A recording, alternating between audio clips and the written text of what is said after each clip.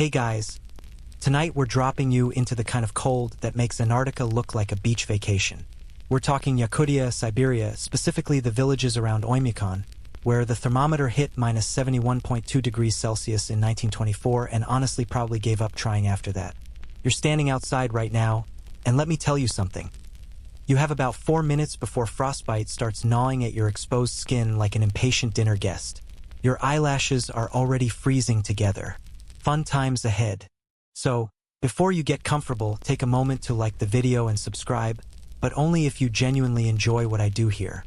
And hey, drop a comment telling me where you're watching from and what time it is there. I'm genuinely curious if anyone's listening from somewhere that actually gets this cold. Now, dim the lights, maybe turn on a fan for that soft background hum, and let's ease into tonight's journey together. You step off the small propeller plane onto a runway that's more ice than tarmac, and the first breath you take feels like swallowing broken glass. Seriously, the air is so cold it crystallizes the moisture in your lungs, and you can actually hear a faint crackling sound as ice particles form in your nose. Your guide, a Saka man named Dmitri, who's wearing what looks like an entire furry animal kingdom, watches you with amusement as you immediately start coughing. "Breathe through scarf," he says in broken English, gesturing at your inadequate neck warmer. "Or lung freeze like fish." He's not joking. At minus 71 degrees Celsius, exposed lung tissue can develop ice crystals within minutes. Your body isn't designed for this. Humans evolved in East Africa where cold meant maybe 10 degrees Celsius on a bad day. Your physiological machinery is frantically trying to figure out what's happening, rerouting blood from your extremities to your core, cranking up your metabolism like a furnace set to panic mode. You're burning calories just standing here doing absolutely nothing at a rate that would make a marathon runner jealous. The sky above you is doing something you've never seen before. It's that peculiar deep blue-black of extreme cold. So clear you can see stars even though it's only 3 p.m. The sun, when it bothers to show up at all in January, just sort of drags itself along the horizon like it can't be bothered to actually rise. Smart sun. Even our local stellar object knows this place is ridiculous. Dmitri leads you toward a UAZ van that's been idling in the parking area. "Never turn off engine in winter," he explains. "Oil turn to jelly. Battery die in 1 hour." You climb inside, grateful for the blast of heat, and notice that the windows have a layer of ice on the inside. Condensation from breath freezes instantly on the glass. There's a special scraper hanging from the rearview mirror specifically for this purpose. You're not even out of the airport yet, and already the rules of normal existence are being rewritten. The drive into Oymyakon takes about 40 minutes, and the landscape is something out of a beautiful, hostile alien planet. The trees, mostly Dahurian larch, are coated in hoarfrost so thick they look like white sculptures against the dark sky. Everything is utterly silent except for the grumble of the van's engine. Sound behaves differently here. It travels slower in the dense, frozen air, giving everything a muffled quality, like the whole world is wrapped in cotton. "You see smoke there?" Dmitri points to a column rising from what looks like nowhere. "That is vent from underground house. We build half into ground warmer, like bear den." He grins. "We are smart bears." The village emerges from the landscape gradually. A cluster of wooden buildings, most painted in faded blues and greens, with metal roofs and chimneys constantly streaming smoke. You count at least 15 plumes rising into the air. Keeping warm isn't optional here. It's a full-time job that runs 24/7 from October to April. The locals burn through firewood and coal at a rate that would horrify environmentalists. But when the alternative is literally freezing to death in your sleep, carbon footprints become somewhat less pressing. Dmitri pulls up to a house raised about a meter off the ground on thick wooden stilts. "Your homestay," he announces. "Family Ivanov. Good people. Grandmother makes best stroganina." You have no idea what stroganina is, but you nod anyway, too cold to ask questions. The moment you step out of the van, the cold attacks with renewed vigor. It's physical, aggressive, like walking into a wall. Your nostrils stick together when you inhale. The moisture in your eyes starts to freeze at the edges. You grab your backpack and practically sprint for the entrance. A series of 3 doors, each one leading into a progressively warmer chamber. It's like an airlock system, designed to prevent the -71 degrees Celsius air from rushing directly into the living space and flash freezing everything inside. The innermost door opens, and you're hit with a wave of heat so intense it's almost painful. An elderly woman, Grandmother Ivanov, you presume, gestures you inside, scolding Dmitri in rapid Saka, the local language, also called Yakut. You catch your name in the torrent of words. She's clearly telling him off for keeping you outside too long. The interior is smaller than you expected, but it radiates coziness. There's a massive wood-burning stove in the center, the kind with a flat top for cooking and a built-in sleeping platform along one side. Every surface is covered in thick wool blankets, felt rugs, and furs. Reindeer mostly, with a few fox pelts thrown in for style. The walls are wood, but you can see where they've been insulated with layers of felt, moss, and what looks like old newspapers. Nothing is wasted here. Everything serves the singular purpose of keeping the cold at bay. Grandmother Ivanov, call me Baba Vera, she says in surprisingly clear English. Immediately starts peeling off your inadequate layers and replacing them with local gear. You dress like tourist, she tsks. This jacket very bad. You need fur inside and out. You need boots with grass lining. You need hat that cover everything. She produces what looks like a fur-lined leather helmet with flaps that cover your ears, cheeks, and neck. You look ridiculous. You also immediately feel warmer. Tomorrow we get you real clothes from market, she promises. Tonight you eat, you warm up, you sleep. Your body is in shock. I see this many times. Takes 3 days to adjust. Maybe 4. You are soft. She says this matter-of-factly, without judgment, the way you might comment on the weather. She's right, of course. You can feel your body struggling to cope. Your heart is racing, trying to pump blood to extremities that are screaming for warmth.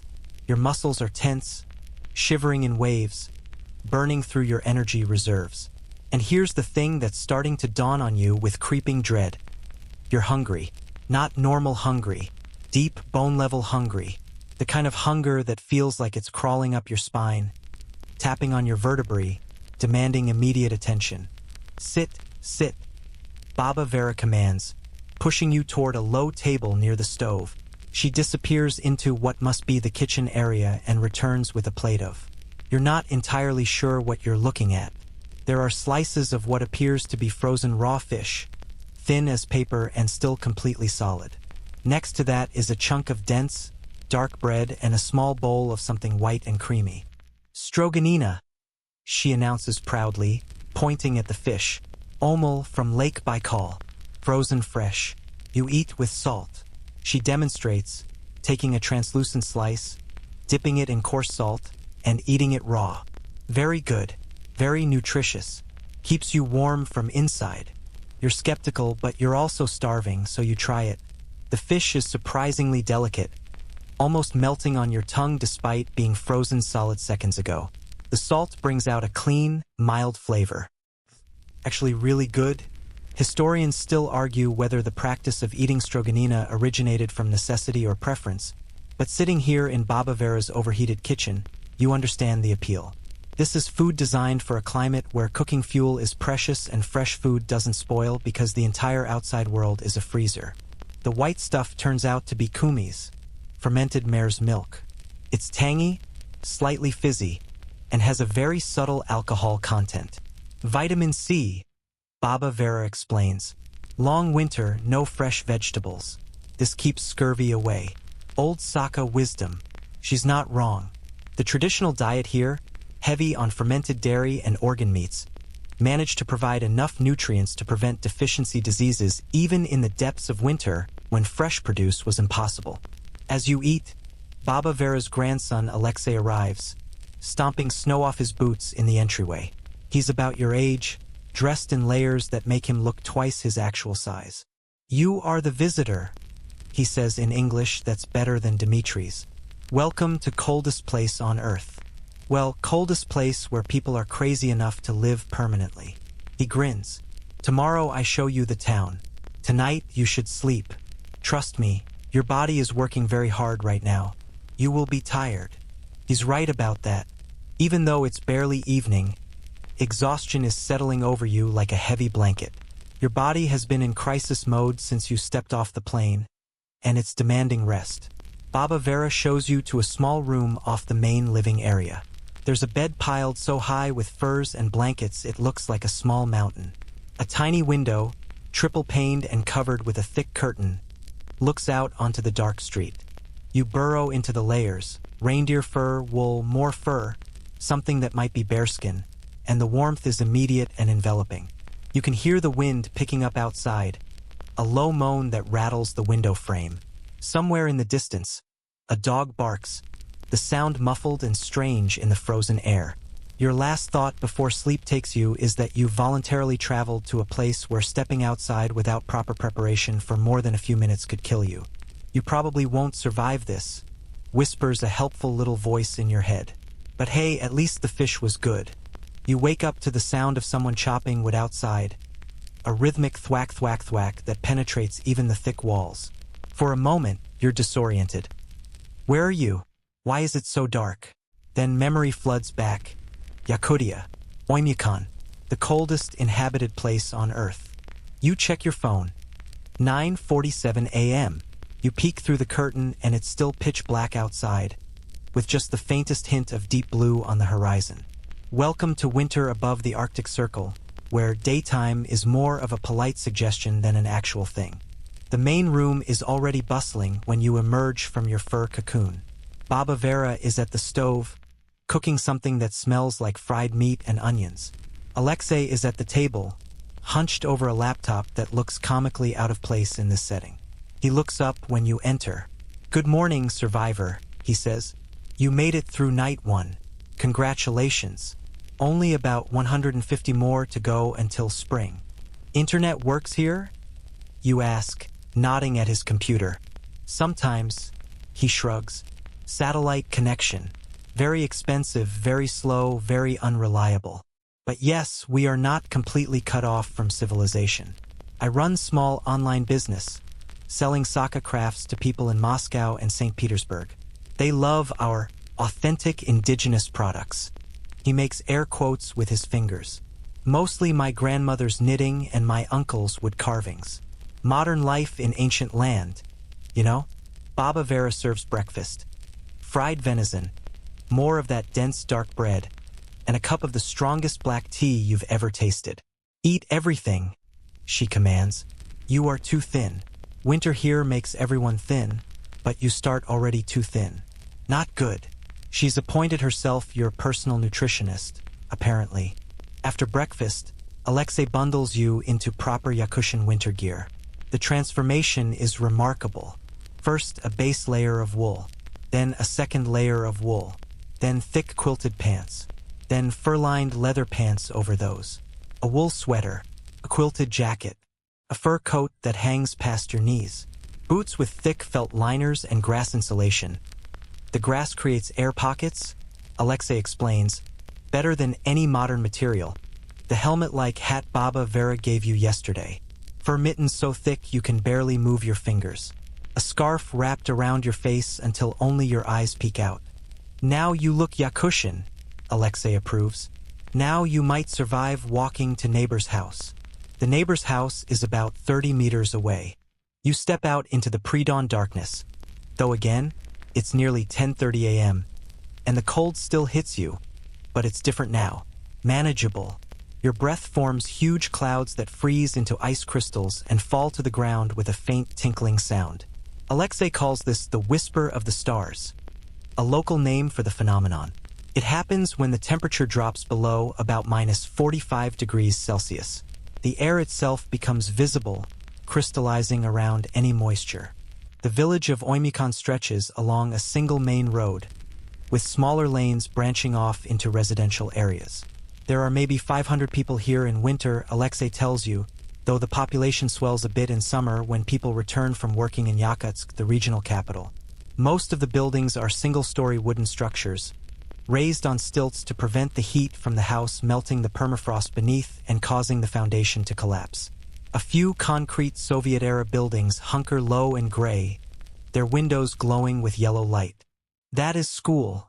Alexei points to one of the larger buildings. Classes are canceled if temperature drops below minus 52 degrees Celsius.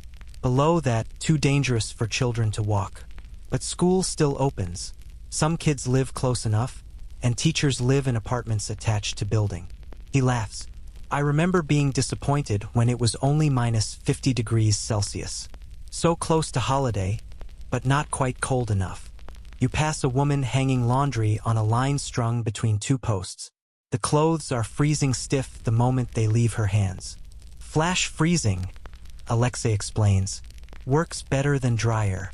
All moisture sublimates, turns from ice directly to vapor. Clothes come in very dry, very fresh. Of course, you must bring them in carefully or they shatter like glass. The woman sees you and calls out something in Saka.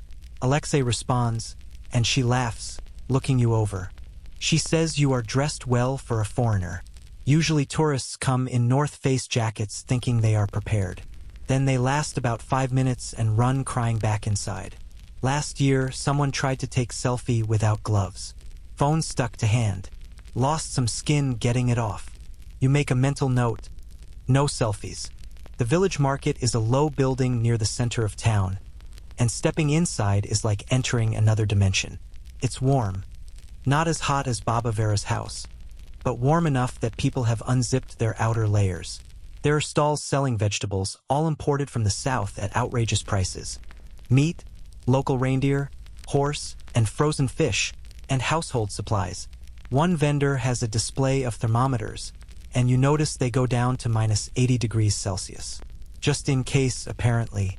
Alexei introduces you to various vendors, and you quickly realize that everyone knows everyone here. This isn't just a market. It's a social hub, a place to exchange news and gossip.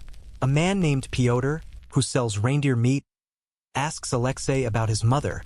She's in Yakutsk visiting family. A woman selling knitted goods asks about Baba Vera's arthritis. Acting up, as always in the cold. Everyone asks about you, the foreigner who's come to experience their winter. Why you come here? Pyotr asks bluntly. Most people want to leave Oymyakon, not visit. It's a fair question. You explain that you wanted to understand how people live in such extreme conditions, how they've adapted not just physically but culturally to a place that seems fundamentally hostile to human life. Pyotr nods thoughtfully. My grandfather used to say, cold is not enemy, cold is teacher. You must learn from it, respect it, work with it. Fighting the cold is stupid, you will lose. But understanding the cold, living with it. He shrugs. Then you can survive anything. Alexei buys some smoked fish and a chunk of venison, and you continue the tour. He shows you the diesel generators that power the village. They run constantly because turning them off would mean the fuel would gel and the engines would be destroyed. He shows you the water truck that makes rounds to houses because running water pipes are impossible in permafrost. He shows you the garage where vehicles are kept running on rotation, a constant rumble of engines burning fuel just to stay operational. This is why Oymyakon is not environmental paradise, Alexei says wryly. We burn fossil fuels like crazy just to stay alive. Solar panels don't work when sun barely rises and everything is covered in ice. Wind turbines freeze solid. Hydroelectric needs running water, but rivers freeze to the bottom. So diesel, coal, wood, always burning something. You pass the village's most famous landmark, a monument marking the record low temperature, minus 71.2 degrees Celsius, recorded in 1924. There's actually some debate about this among meteorologists. Some claim an unofficial reading of minus 82 degrees Celsius was recorded in 1933, but never verified. The locals are convinced it gets that cold sometimes, especially in the valley bottoms where cold air pools like water, creating pockets of truly lethal temperature. You see that valley? Alexei points to a depression in the landscape visible from the edge of town. We call it Dead Horse Valley. During Soviet times, when they were building the road to Magadan, the Road of Bones, you heard of it? They lost hundreds of horses in that valley. The cold there in winter is so extreme that even horses bred for Siberia couldn't survive. They would just stop walking and freeze where they stood. It's a grim story, but it illustrates something important about this place. This is a landscape that actively tries to kill you. There's no margin for error. A broken down vehicle, a wrong turn, inadequate clothing. Any of these can be fatal. The survival rate for people stranded in the open here in deep winter is close to zero. Back at Baba Vera's house, you peel off the layers of clothing and feel like you've lost 5 kilos just from carrying their weight. Your face is red and tingling where the scarf didn't quite cover it. Baba Vera immediately makes you drink hot tea and eat bread with butter and honey. Keep energy up, she insists. Your body is furnace. Furnace needs fuel. She's right about that. You've been here less than 24 hours and you're constantly hungry. It's not the normal hunger you experience at home, where you can easily skip a meal without consequence. This is urgent, physical, demanding. Your body is burning calories at an incredible rate just maintaining core temperature. Researchers have found that people living in extreme cold climates can require 4,000 to 6,000 calories per day just to maintain their weight, double what they'd need in a temperate climate. In old times, before Soviet Union, Saka people lived very different. Baba Vera tells you as you eat. Nomadic, following reindeer herds. Living in Uresa, that is traditional tent, made of birch bark and animal skins. They knew how to survive with very little. Modern life is easier in some ways, harder in others. We have electricity, internet, but we also depend on supply trucks from the south. If road closes for too long, she makes a cutting gesture across her throat. It's true. Oymyakon and the surrounding villages are connected to the rest of civilization by a single road, the M56 highway, also known as the Road of Bones. In deep winter, this road is treacherous. A ribbon of ice cutting through absolute wilderness. If it closes due to extreme weather or avalanches, the village becomes isolated. Supplies dwindle. Fuel gets rationed. This actually happened in 2017, when the temperature dropped so low that the road became impassable for weeks. People think we are crazy for living here, Alexei says, joining the conversation. And maybe we are, little bit, but this is home. My family has been in this region for thousands of years. We are Saka people, we adapted to cold when other groups fled south. It's in our blood now. Our bodies are different, actually. Studies show we have higher metabolism, different fat distribution, better cold tolerance than people from warmer climates. He's not making this up. Research has indeed found genetic adaptations in indigenous Siberian populations, including variants in genes related to thermogenesis and fat metabolism. The Saka people have been living in extreme cold for so long that evolution has actually shaped their biology to better cope with it. You, on the other hand, with your tropical adapted ancestry, are basically a hairless monkey trying to survive on an ice planet. That night, as you lie in your mountain of furs listening to the wind howl outside, you think about what Piotr said, coldest teacher. You're beginning to understand what he means. Everything here is a lesson in survival, adaptation, and resilience. The stilted houses, the triple doors, the constantly burning stoves, the diet heavy in fat and protein, the social networks where neighbors check on each other daily. All of it is a testament to human ingenuity and stubborn refusal to abandon a homeland, no matter how harsh. You're also beginning to understand the hunger. It's not going away. If anything, it's getting more persistent, a constant background hum in your awareness. Your body is screaming for fuel, for calories, for energy to burn against the cold. Tomorrow, Baba Vera promised, she'll teach you how to make traditional Saka dishes. You fall asleep dreaming of food, your stomach growling softly even as your body finally relaxes into the warmth. Day 3 in Oymyakon and you wake up ravenous. Not regular morning hungry, the kind of hunger that feels like it's gnawing through your internal organs, working its way up your spine one vertebra at a time. You stumble into the main room and immediately head for the leftover bread on the table, tearing off a chunk and stuffing it in your mouth before you've even said good morning. Baba Vera watches this performance with knowing eyes. Ah yes, she says. Now the real hunger comes. First 2 days, your body is confused. Now it understands we are in survival mode. It wants everything. All the food. All the time. She pats your shoulder sympathetically. This is normal. You will eat more in 1 week here than you eat in 1 month at home. And still you will lose weight. She's already prepared what looks like enough breakfast for 4 people. A massive omelet made with reindeer fat, fried potatoes, slices of cold stroganina, bread with butter and caviar, real caviar, casually served like it's cream cheese, and a bowl of something that looks like yogurt but smells distinctly horsey. Kumis, she reminds you. Drink. Good for digestion when eating so much meat. You eat everything. All of it. And you're still hungry. Alexei laughs when he sees your empty plate. Wait until Winter Festival next month. We have competitions who can eat most frozen fish, most venison, most lard. People eat 6,000 calories in one sitting. Then go outside and work in minus 60 degrees Celsius and need to eat again in 3 hours. Your body becomes machine that turns food into heat. The mathematics of it are actually fascinating, if slightly terrifying. At rest in room temperature, an average human burns about 1,400 to 1,800 calories per day on basic metabolic functions. Add in normal daily activity and you get to maybe 2,000 to 2,500 calories. But here, in extreme cold, your body's caloric needs explode. Just maintaining a core temperature of 37 degrees Celsius when the outside air is minus 71 degrees Celsius requires massive energy expenditure. Your muscles engage in near-constant micro-shivering. Your brown fat tissue, which adults typically have very little of, but which Saka people tend to have more of, burns energy to produce heat. Your heart works harder to pump blood. Your lungs work harder to warm incoming air. The result? You could easily burn 4,000 to 6,000 calories per day just existing here. Do any actual physical work. Chopping wood, hauling water, walking to the market, and you might hit 7,000 or 8,000 calories.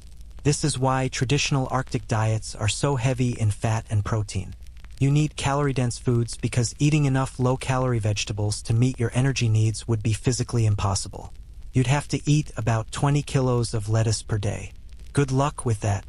Today, I teach you to make traditional food, Baba Vera announces. You need to learn what keeps you alive in winter. She's already pulling ingredients from various storage areas. A massive chunk of frozen fish, what looks like a horse leg, you're trying not to think about it too hard. A jar of congealed fat, dried herbs, and something in a jar that's labeled only with Cyrillic script you can't read. First lesson, stroganina, done properly. You watched her make it before, but now you're doing the hands-on work. She brings out the frozen fish, broad whitefish, caught last summer and kept frozen solid outside ever since. No need for a freezer when the entire world is below zero. You must shave it very thin, she instructs, demonstrating with a sharp knife. Like paper. If too thick, cannot eat, will be like eating ice cube. If too thin, falls apart. Must be just right. You try. Your first attempts are too thick, too uneven. The fish is so frozen it's like trying to shave granite. But Baba Vera is patient, and eventually you get the hang of it. Long, smooth strokes with the knife, producing translucent curls of frozen fish that land on the plate like rose petals made of ice. Good, she approves. Now you will not starve if left alone. Maybe. The shaved fish goes onto a platter with coarse salt, wild onions, and a dipping sauce made from fermented fish oil that smells absolutely vile but, Baba Vera insists, is full of vitamins and very healthy. You're skeptical. She makes you try it anyway. Tastes actually not terrible, sort of like a very funky soy sauce. Your standards for food are clearly adjusting rapidly. Next, she tackles the horse leg. Sakans eat more horse than almost anyone in Russia, she explains. Horse is hardy, survives winter better than cattle. Meat is lean, good quality, and one horse feeds family for months. She's matter-of-fact about this, but you notice she talks to the horse leg while she works. A quiet stream of Saka words that might be thanks or blessing or recipe notes, you can't tell. She's making surat, traditional Saka horse jerky. The meat is cut into strips, salted heavily, and hung in the unheated entrance room where it will freeze dry over the next several weeks. No bacteria can grow at minus 60 degrees Celsius, she points out. Perfect food preservation. Our ancestors knew this long before modern science explained why. This is actually true, and it's one of the quirky advantages of extreme cold. Food poisoning is virtually unknown in Yakutian winter because bacteria can't function at these temperatures. You can leave meat sitting out for months and it will be perfectly safe to eat. The entire landscape is a giant, natural deep freeze. Some families still practice subsistence hunting and fishing, storing their catch outside in wooden caches raised on stilts to keep them away from wild animals, and the meat stays fresh until they need it. While the jerky is being prepared, Baba Vera starts on salamat, a traditional porridge made from flour, butter, and sour cream, cooked in a massive iron pan over the stove. The butter alone is about half a kilo. She stirs constantly as it browns, filling the kitchen with a nutty, toasted smell. "This is winter breakfast for children," she says. "Very high calories. Keeps them warm when walking to school. You do the math in your head: flour, butter, sour cream. This porridge is probably 3,000 calories per serving. For children, who then walk to school in minus 50 degrees Celsius. Suddenly it makes perfect sense. People outside Yakutia, they think we eat strange things." Baba Vera continues, adding the sour cream with a practiced hand. "They make faces when I say raw frozen fish, horse meat, fermented milk. But this food is science, you understand? Every dish is designed for this climate. The fat keeps you warm from inside. The frozen fish gives you vitamins without needing to cook, saves fuel. The fermented milk prevents scurvy when no vegetables available. Our ancestors figured all this out through trial and error, long before nutritionists existed." She's absolutely right. The traditional Saka diet is a masterclass in adaptation. Take kumis, that fermented mare's milk you've been drinking. It contains vitamin C, which is normally found in fresh fruits and vegetables, neither of which grow here in winter.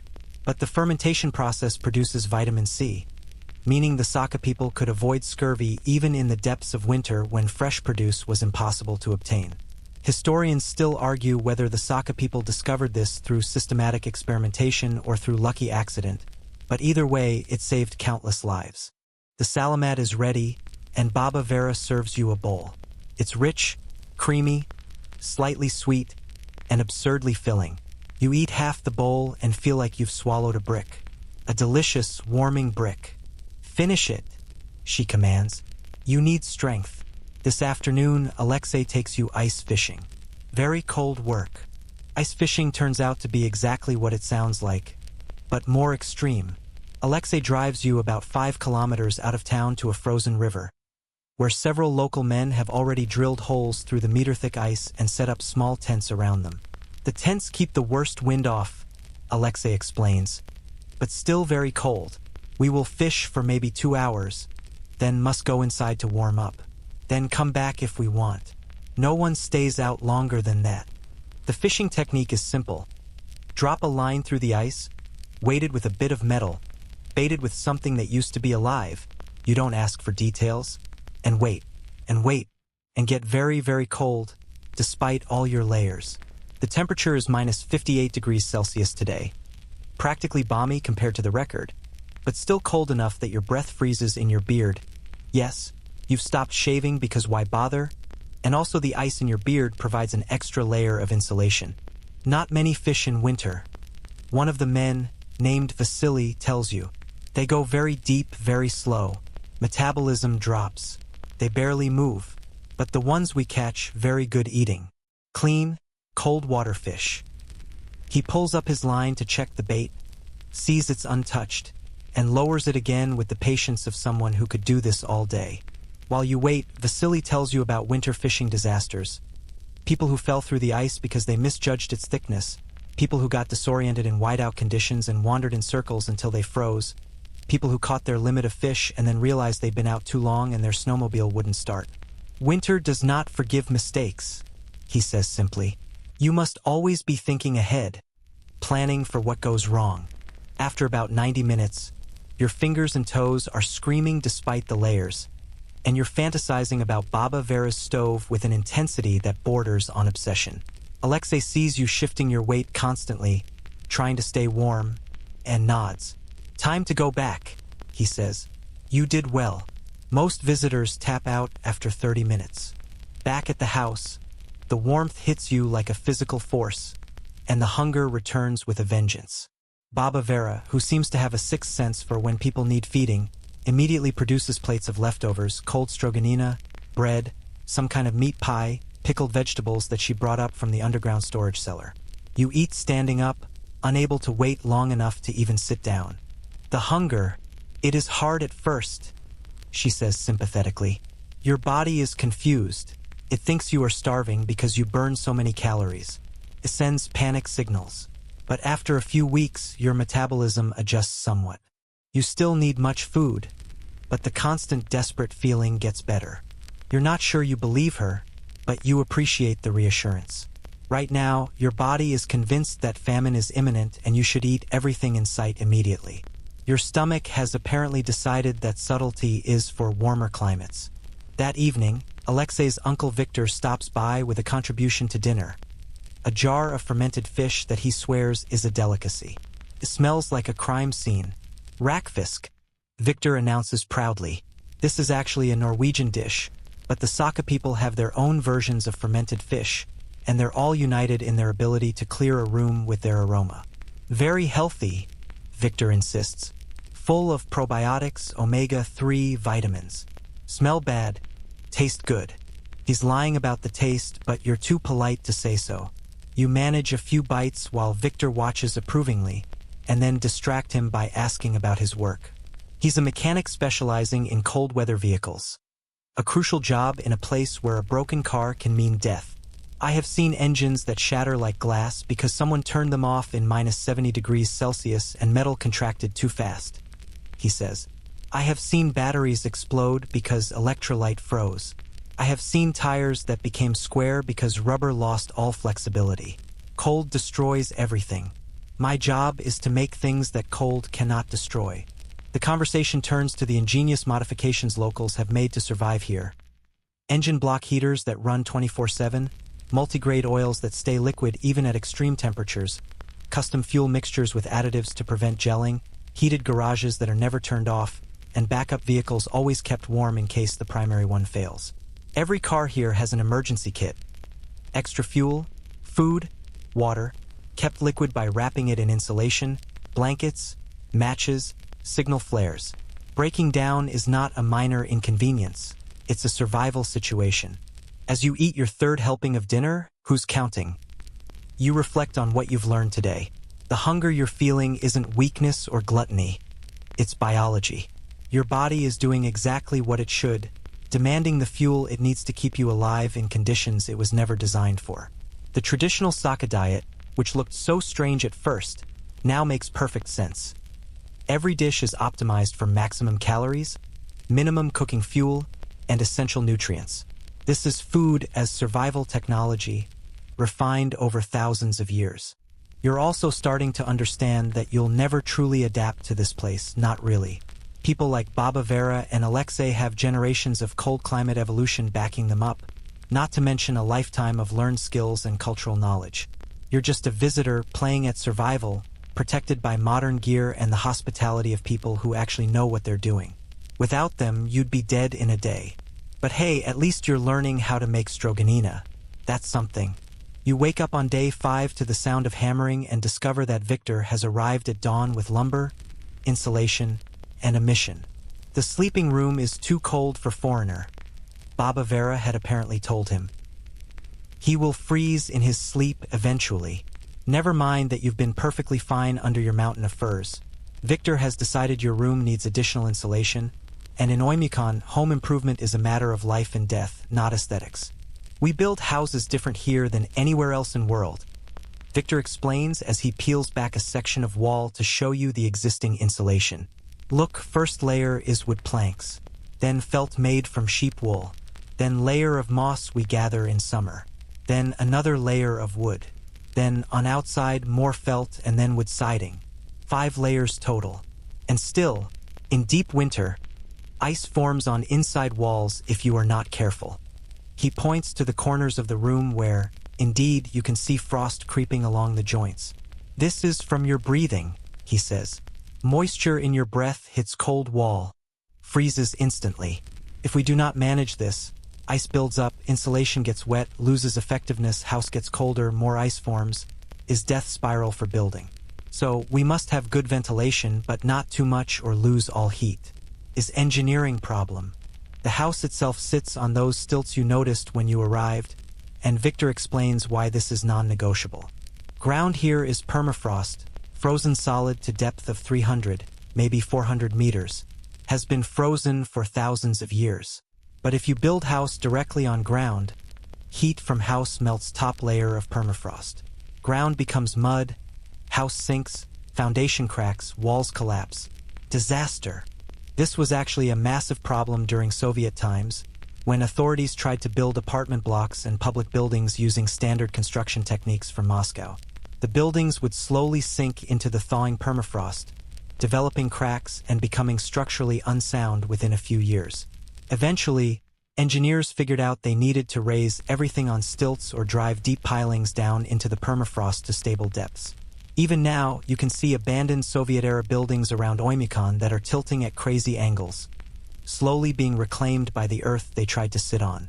Every house here is custom engineering project. Victor continues, warming to his subject.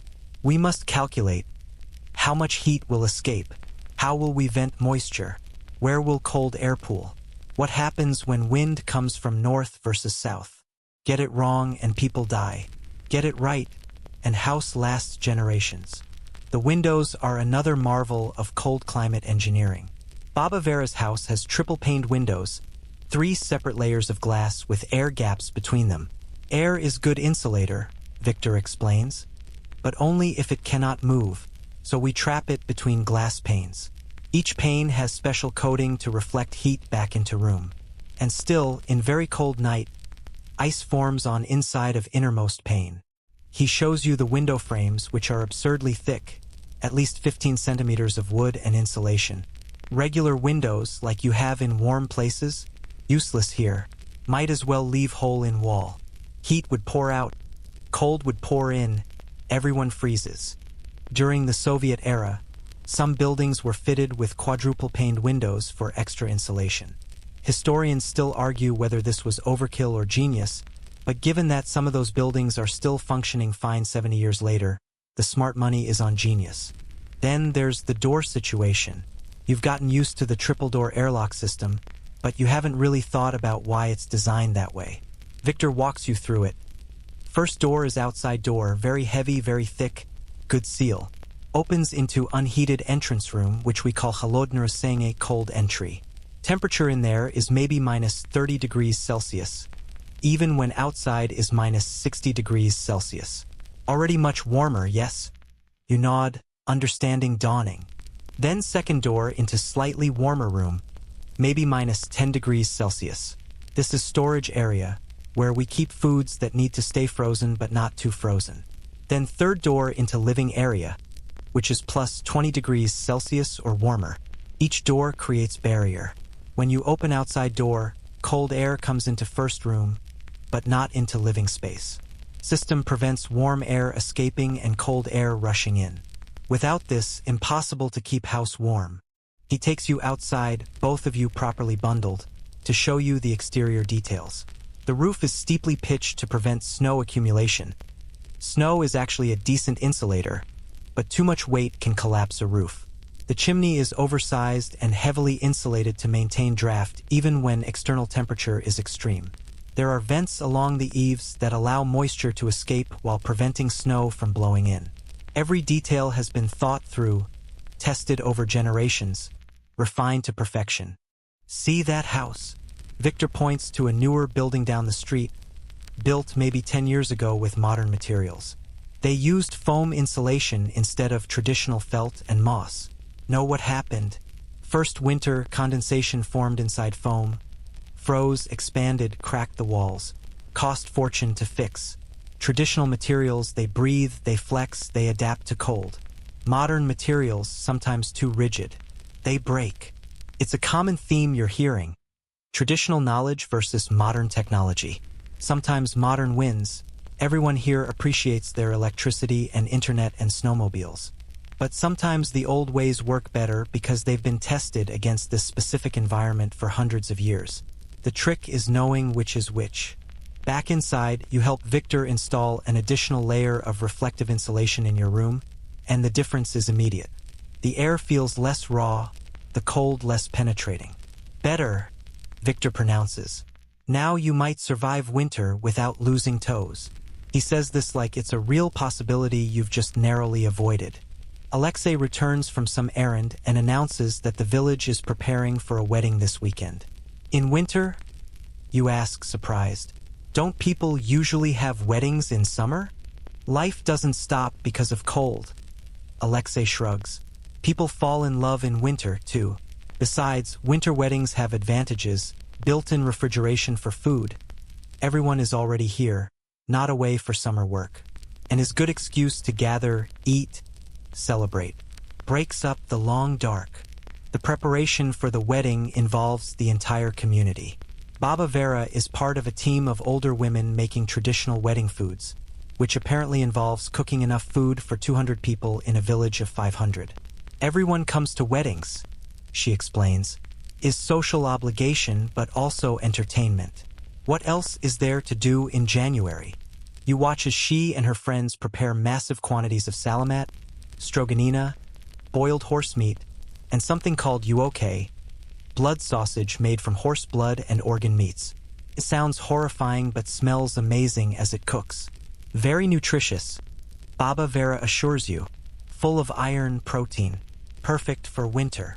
The wedding will be held in the village's community center, one of the few buildings large enough to hold a crowd. Alexei takes you to see it being prepared, women decorating with traditional saka symbols, men setting up long tables, someone testing the heating system to make sure it can handle the body heat of 200 people packed into one space. Community center is also emergency shelter, Alexei mentions. If power goes out for a long time, everyone comes here. We have backup generator, lots of fuel, kitchen equipment, sleeping space. Is survival center as much as social center. This dual-purpose design is another recurring theme in Oymykon's architecture. Almost every building has a secondary survival function. The school doubles as an evacuation shelter. The medical clinic has storage for emergency supplies. Even private homes are built with the assumption that they might need to host neighbors if something goes wrong. In a place where extreme weather can cut you off from outside help for weeks, redundancy isn't paranoia, it's basic planning. That evening, Victor stays for dinner and tells you about the worst construction disaster he's seen. A family who decided to build their own house without consulting experienced builders. They used regular insulation from Moscow, regular windows, regular everything. First winter, house was impossible to heat. They burned through 3 times normal amount of fuel and were still cold. Then pipes froze. They had tried to install running water. Can you imagine? Pipes burst, flooded house, water froze, had to abandon house completely. Moved in with relatives. The abandoned house still stands as a cautionary tale on the edge of town. Its windows dark, its walls slowly being crushed by ice forming in the poorly chosen insulation. Building inspector tried to stop them, Victor says, shaking his head, but they insisted they knew better. Yakutia does not forgive arrogance. Baba Vera serves another enormous meal. You're getting used to eating what feels like constantly now, the hunger having settled into a steady background demand rather than the desperate urgency of the first few days. Your body is starting to adjust, though you've definitely lost weight despite eating probably 5,000 calories a day. Your face is thinner, your clothes looser. The cold is literally burning you away.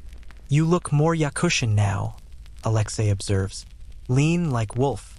First days you had soft look like person who lives easy life.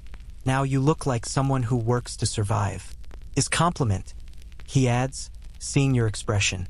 After dinner, Victor sketches out the design of a traditional Uresa, the portable dwelling Saka people used before settling into permanent villages. Made from birch poles, birch bark, and animal skins, he explains, his rough hands surprisingly delicate as he draws. Could be assembled in few hours, taken down just as fast. Whole family would live inside with fire in center. Smoke escaped through hole in top. Heat rose and created warm layer near sleeping platforms. He looks at his sketch with something like reverence. My grandfather lived in Uresa as child, before collectivization forced everyone into villages. He said was actually warmer than first Soviet houses they built. Those were poorly designed, drafty. Traditional Uresa, built correctly, could keep family alive even in minus 70 degrees Celsius. All you needed was enough firewood and furs. There's a melancholy in his voice, a sense of something lost. The Saka people's nomadic past is only a few generations gone, but it might as well be centuries for how completely it's vanished. Now everyone lives in permanent houses, with electricity and internet and diesel generators. Safer, probably. Easier, certainly. But something has been traded away, a kind of mobility and self-sufficiency that made them independent of complex infrastructure. Still, Victor adds, practical as ever, I like having warm house that does not blow away in storm, and toilet inside, not outside in minus 60 degrees Celsius. That alone is worth giving up nomadic life. Everyone laughs at this, because apparently winter toilet experiences are universally recognized as terrible even among people who've lived with them their whole lives. As you settle into your newly insulated sleeping room that night, you think about all the invisible engineering that keeps you alive here. The carefully calculated layers of insulation, the precisely positioned vents, the raised foundation, the triple doors, the oversized stove, the emergency supplies stored in every closet. Nothing here is accidental. Every house is a life support system, constantly running, constantly burning fuel, constantly fighting the thermodynamic battle against entropy and the second law and the simple fact that heat always flows from warm to cold, and outside these walls is the coldest inhabited cold on Earth.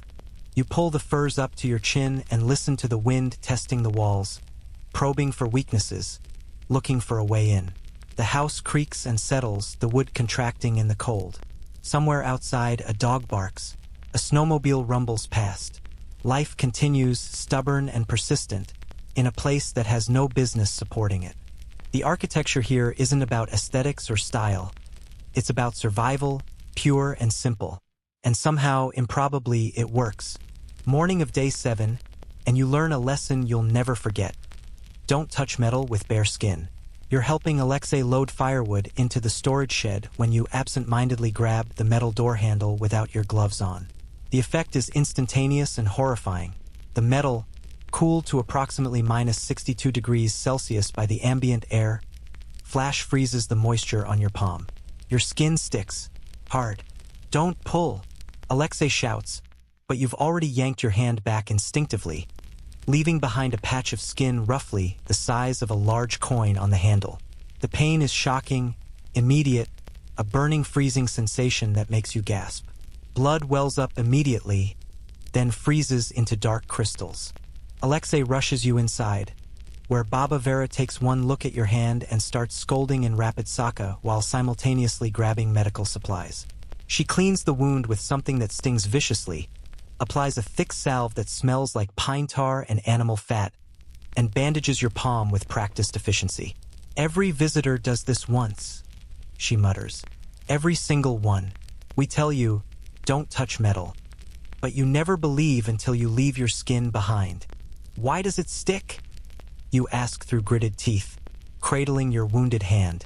Victor, who's arrived for breakfast, answers, metal is excellent conductor of heat. When you touch metal at minus 60 degrees Celsius, heat from your skin transfers to metal instantly. So fast that moisture on your skin freezes before you can react. Frozen moisture creates bond between skin and metal, like welding but with ice instead of heat. Pull away too fast, skin tears. Leave hand there too long. Frostbite sets in and skin dies anyway. Is lose-lose situation. He's not exaggerating. In extreme cold, metal becomes genuinely dangerous.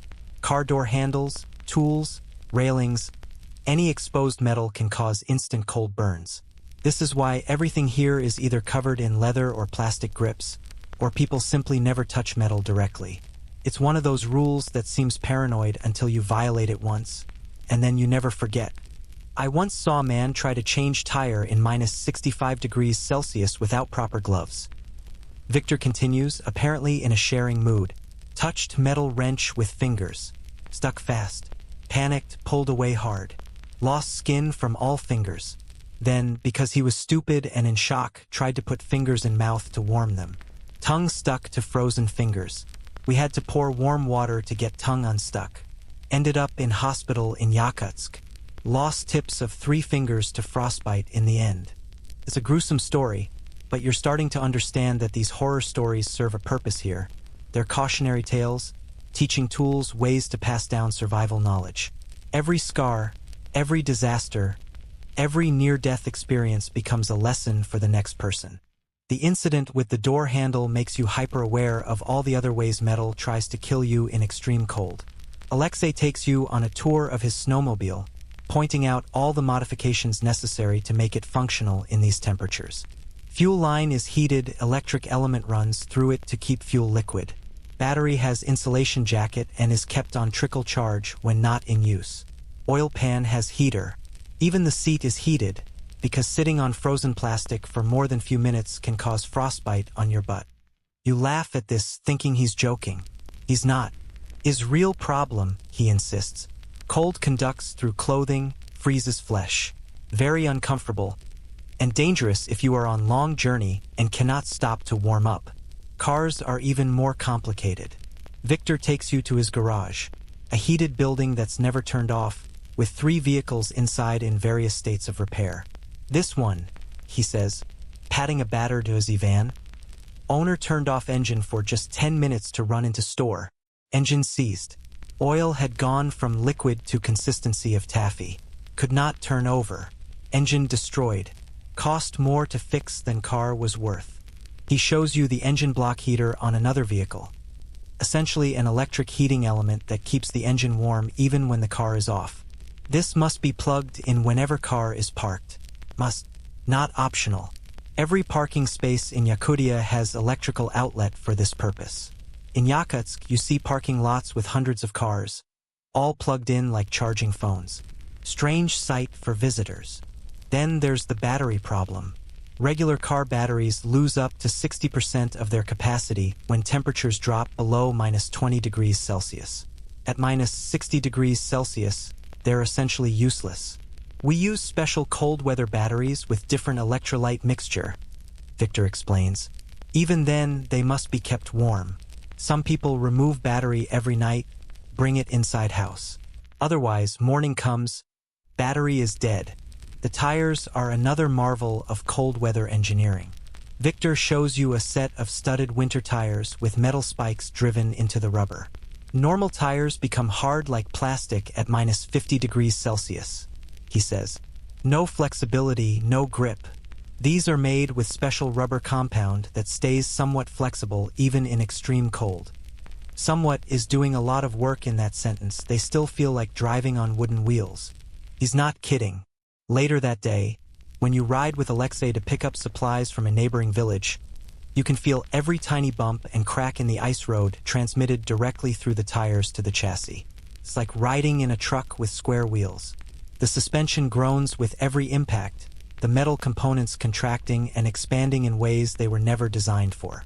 Everything here works at edge of its tolerance, Alexei says as he navigates a particularly rough section of road. Metal becomes brittle, can shatter instead of bending. Rubber loses flexibility. Plastic cracks. Even fuel changes. Diesel starts to gel around -20 degrees Celsius, so we use special winter diesel with additives. But even that has limits. Below -55 degrees Celsius, we add kerosene to keep it liquid. The neighboring village, Tomtor, is famous for claiming even colder temperatures than Oymyakon. There's a friendly rivalry between the two over which is truly the coldest inhabited place on Earth. The locals there insist they've seen -82 degrees Celsius, though this was never officially recorded. They lie, Alexei says cheerfully. We are coldest, is scientific fact. Their thermometer was broken. You strongly suspect people in Tomtor say exactly the same thing about Oymyakon. The supply run reveals another metal-related hazard, frozen cargo. You help load bags of flour and sugar into the van, and Alexei warns you not to let any packages touch exposed skin. Even through clothing, frozen goods can cause cold burns if held too long, he explains. Is like holding ice pack against skin for hour, thermal injury from cold instead of heat. On the drive back, the van's exhaust creates a spectacular visual effect. A massive white cloud that hangs in the air behind you like you're fleeing a smoke screen. Exhaust gas is hot, maybe 200 degrees Celsius, Alexei explains. Hits -60 degrees Celsius air. Moisture in exhaust flash freezes into ice crystals. Makes fog. In very cold weather, You can track any vehicle by fog trail that hangs in air for minutes after it passes. You pass an abandoned car on the side of the road, half buried in snow. Alexei slows down to look. That's Pyotr's old Lada, he says. Broke down last winter. He was lucky. Someone found him within an hour, gave him ride. The car sat there overnight, and by morning, engine block had cracked from cold. Once metal gets that cold and freezes completely, thermal stress can cause fractures. Car was total loss. The abandoned Lada serves as a roadside memorial to the dangers of mechanical failure in extreme cold. It's slowly being buried by snow, becoming part of the landscape, a monument to the unforgiving nature of this environment. Back in Oymyakon, you help Victor work on a client's truck that's been having starting problems. You watch as he uses a propane torch to warm the engine block, the fuel lines, the battery, basically everything under the hood. This is standard winter starting procedure, he explains over the roar of the torch. Warm everything up first, then try to start. Even then is not guaranteed. After 10 minutes of warming, he tries the ignition. The engine turns over sluggishly, like it's thinking about whether life is worth living, then catches with a roar. Victor keeps it running, revving the engine to circulate oil that's still too thick despite the warming. Must bring engine to operating temperature before driving, he instructs. Drive with cold engine. Parts are not properly lubricated. Where increases, engine life decreases. The cold weather starting procedure for vehicles here is elaborate. Warm the engine, check all fluid levels, inspect for ice buildup in critical areas, test the brakes, which can freeze if moisture gets into the lines. Verify the heater is working, non-negotiable, and only then attempt to drive. The whole process takes at least 30 minutes. This is why people leave engines running. It's not laziness. It's practical acknowledgement that stopping and starting in extreme cold is risky, time-consuming, and hard on equipment. In Soviet times, trucks doing supply runs would run their engines for months without stopping. Victor tells you, driver would sleep in cab, engine running all night. Dangerous, carbon monoxide risk, but more dangerous to turn off engine and be stranded. Many drivers died in their sleep from exhaust fumes, but many more would have frozen if they turned engines off. It's a grim calculus, the kind of risk-benefit analysis that this environment forces on people constantly. What's more dangerous? Carbon monoxide poisoning or freezing to death? The fact that poisoning sometimes wins tells you how genuinely deadly the cold is. That evening, your bandaged hand throbbing, you watch Baba Vera cook dinner on her cast iron stove.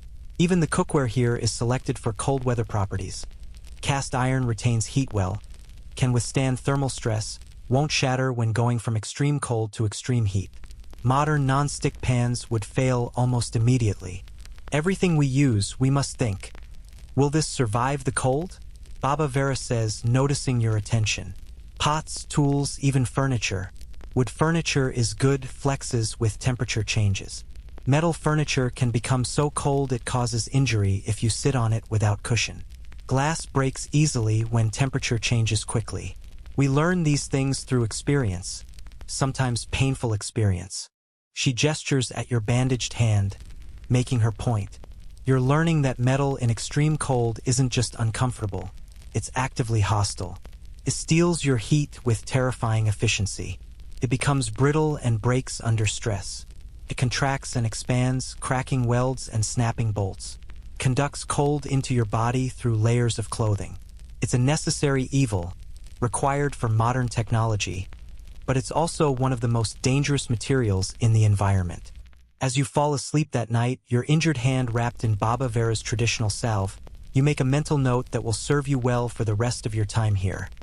When the temperature is measured in double-digit negatives, metal is not your friend. It's a predator, patient and cold, waiting for you to forget this simple rule for just one moment. You won't forget again. The scar on your palm will make sure of that. Day 10 in Oymyakon, and you're beginning to understand that survival here isn't just about staying warm, it's about staying connected. The temperature has dropped to minus 67 degrees Celsius, and Baba Vera won't let you leave the house without first checking in with 3 neighbors to let them know your route and expected return time. This is how we survive, she says firmly. In warm places, you can be independent, live alone, ignore neighbors. Here, that gets you killed. She's instituting what you'll come to recognize as the social contract of extreme cold. Everyone watches out for everyone else because the margin for error is zero. A fall on the ice, a mechanical breakdown, even just getting disoriented in blowing snow. Any of these can be fatal if no one knows you're missing. Alexei explains it over breakfast, which today includes an alarming quantity of fried horse meat and what Baba Vera calls survival porridge. Basically salamat with extra butter and a raw egg stirred in. You don't ask questions anymore. You just eat. Every morning, my grandmother checks on for elderly neighbors, he says. Makes sure smoke is coming from chimneys. Makes sure they answer door. If no smoke or no answer, she goes in. Has saved 2 lives this way. People who fell, could not reach stove, would have frozen. This informal wellness check system operates across the entire village. You start noticing it once Alexei points it out. People glancing at neighbors' houses as they pass, checking for signs of life. Smoke from chimneys, footprints in fresh snow, lights in windows at expected times. The village operates like a distributed organism, each part monitoring the others, ready to respond to any sign of trouble. Last year, Dmitry, you met him, drove you from airport. He noticed his neighbor's snowmobile was parked outside, not running on particularly cold night. Alexei tells you. Unusual because this neighbor always keeps snowmobile in garage. Dmitry went to check. Found neighbor unconscious inside house. Carbon monoxide poisoning from blocked chimney. Dmitry dragged him outside. Got him to hospital in Yakutsk. Saved his life. Now that neighbor checks on Dmitry every day. Is how system works. The mutual dependence creates a social fabric that's dramatically different from what you're used to. Privacy exists, but it's negotiated differently. People don't just drop by unannounced in warmer climates. Here, they do it specifically because an unanswered door might mean someone's in trouble. Baba Vera has a key to 4 neighbors' houses, and 4 neighbors have keys to hers. In emergency, no time to break down doors, she explains. We trust each other with our lives, literally. This trust extends to resource sharing in ways that would seem bizarre elsewhere. Alexei takes you to visit a neighbor, Mikhail, who runs a small diesel generator that provides electricity to 3 houses, including his own. We share costs, share maintenance, share fuel delivery, Mikhail explains. If my generator breaks, we all move to Victor's house, which has backup generator. If Victor's breaks, we move to community center. Everyone has plan B, plan C, plan D. The conversation inevitably turns to vodka, because apparently no discussion of Siberian survival is complete without addressing it.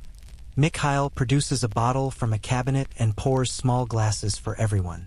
People outside think we drink because we are alcoholics, he says. Some truth to this. Alcoholism is a problem here, like many isolated communities. But vodka also has practical purposes.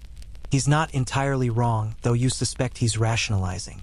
Historically, alcohol has been used as antifreeze, though this is dangerous and no longer recommended, as a disinfectant for wounds, and as a social lubricant that helps people endure the psychological strain of months in darkness and cold. The debate about vodka's role in Siberian culture is ongoing. Historians still argue whether it's primarily a coping mechanism, a cultural tradition, or an addiction problem disguised as both. Real talk, though, Alexei interjects, getting serious. Vodka kills people here. Someone drinks too much, goes outside, passes out. Dead by morning. Happens every winter multiple times. Alcohol makes you feel warm but actually increases heat loss by dilating blood vessels. Is dangerous illusion. Mikhail nods soberly. My uncle died this way, 20 years ago. Found him frozen to door of his house. Had gotten drunk, tried to go home. Couldn't get key and lock, sat down to rest, never got up. We found him next morning. So yes, we drink, but we also watch each other. If someone is very drunk, we keep them inside, make them stay until sober. This policing of each other's behavior would seem intrusive in other contexts. But here it's literally life-saving. The social pressure to look out for your neighbors isn't just cultural preference. It's survival necessity enforced by natural selection. Communities that didn't develop these mutual aid systems simply didn't survive.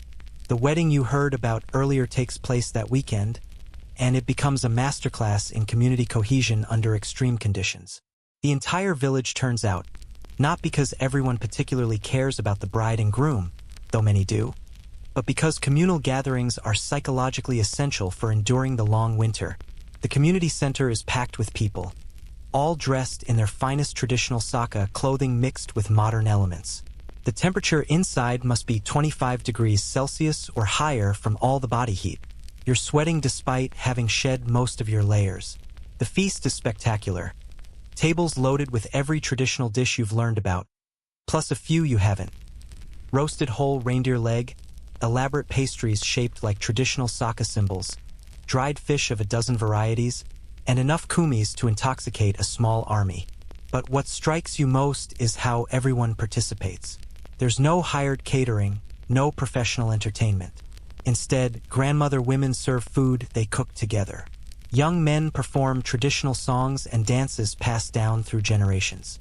The bride and groom are supported, surrounded, embraced by the entire community in ways that feel ancient and essential. In old times, before settled villages, Saka weddings could draw families from hundreds of kilometers away. An elderly man named Anatoly tells you, he's perched on a bench watching the dancers with clear enjoyment. Would take weeks to gather everyone. Wedding would last days, maybe weeks. Was social event of year. People would trade, arrange marriages for children, settle disputes, share news.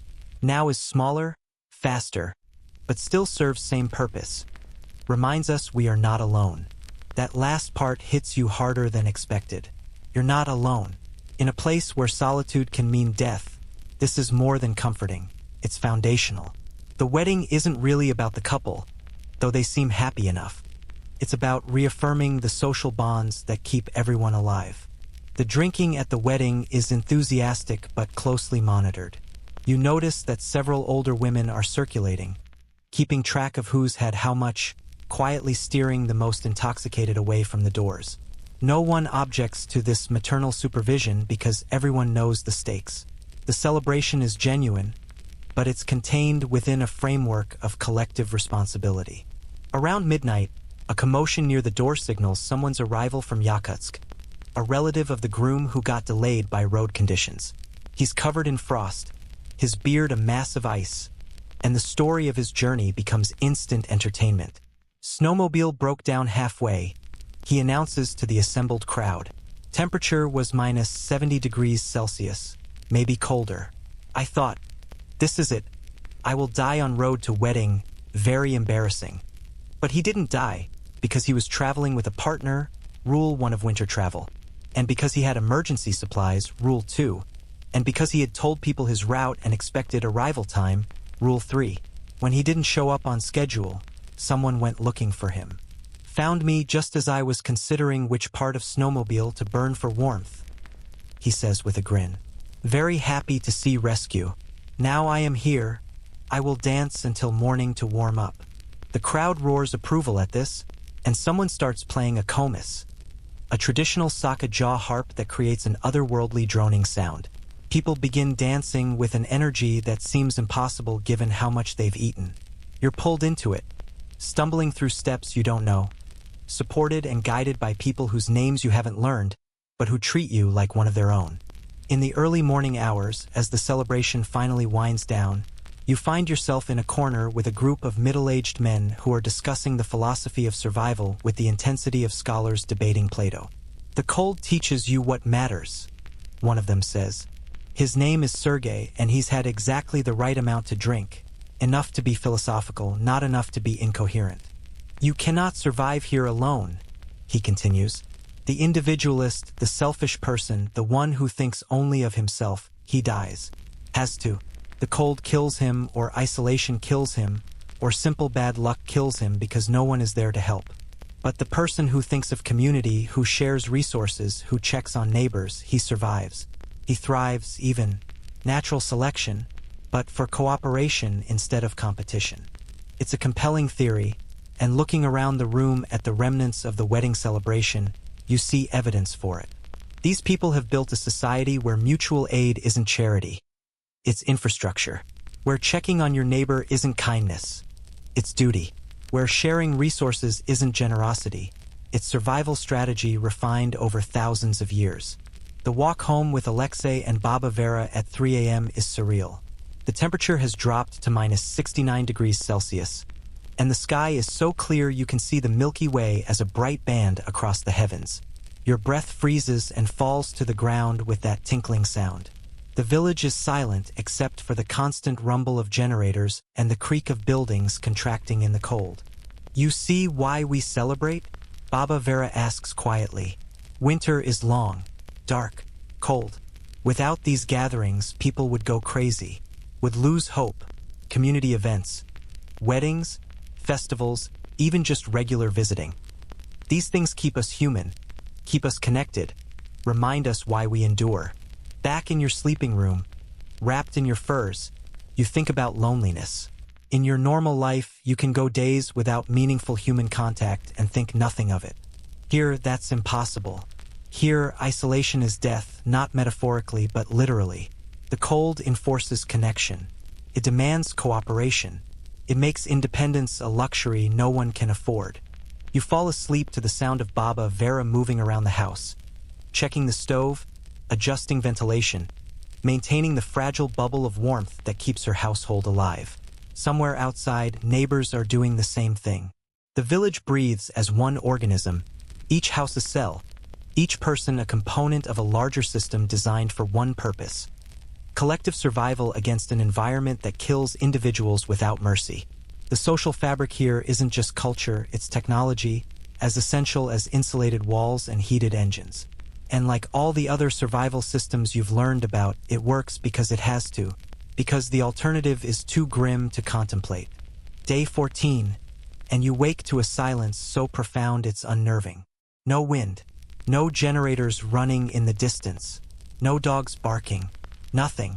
You stumble out of bed and peer through the window, and what you see stops your breath. The entire world has transformed into a glittering fairyland. The air itself is visible, filled with millions of tiny ice crystals suspended in perfect stillness, each one catching the dim light and refracting it into rainbow sparkles. It's breathtakingly beautiful and deeply, fundamentally wrong. Diamond dust, Baba Vera says from behind you, making you jump, means temperature is below minus 55 degrees Celsius. No wind, high humidity. Ice crystals form in air itself, stay suspended. Very beautiful. Also very dangerous, means extreme cold. She's right on both counts. The official temperature, according to Alexei's thermometer, is minus 73 degrees Celsius. Not the record, but close enough that you can feel the difference. This isn't just cold. This is the kind of cold that has physical presence, that presses against you, that searches for any weakness in your defenses.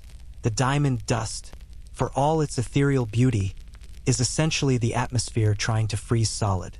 After breakfast, you're up to about 6,000 calories a day now and still losing weight. Alexei announces that conditions are perfect for observing what he calls nature's beautiful hostility.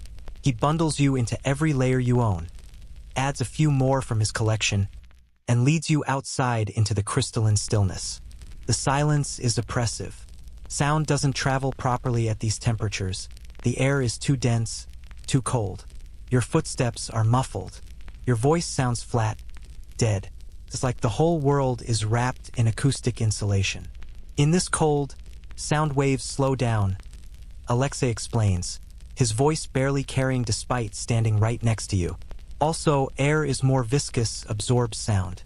Creates this dead zone where nothing echoes properly. The diamond dust creates optical effects you've never seen before.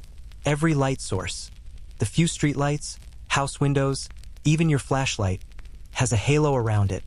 The ice crystals in the air diffracting the light into perfect circles of rainbow color. The stars overhead are doing the same thing, each one surrounded by a subtle glow. It's otherworldly, like you've stepped into a fantasy painting. But beneath the beauty is menace. Alexei points to a raven perched on a fence post, except as you get closer, you realize the bird isn't perched. It's frozen solid, dead, locked in place by ice that formed on its feet and feathers. Happens when temperature drops very suddenly. Alexei says quietly. Bird cannot generate enough heat, cannot move, freezes where it sits. By spring, we find dozens of them, still in their death poses. It's horrifying in a way that bypasses rational thought and goes straight to primal fear. The raven looks almost alive, its eyes still open, though frozen, its feathers arranged naturally. But it's dead, killed by air so cold it stopped the processes of life mid-beat. You think about your own breathing, your own heartbeat, and wonder how close you are to that raven's fate with only layers of cloth and animal fur protecting you. The forest at the edge of town is making sounds like gunfire. Every few minutes, a sharp crack echoes through the frozen air. Trees splitting from thermal stress. Sap in trees freezes, expands, cracks wood from inside. Alexei explains. Sounds like battle. In very cold night, you can hear forest exploding all around. First-time visitors hear this. They think someone is shooting at them.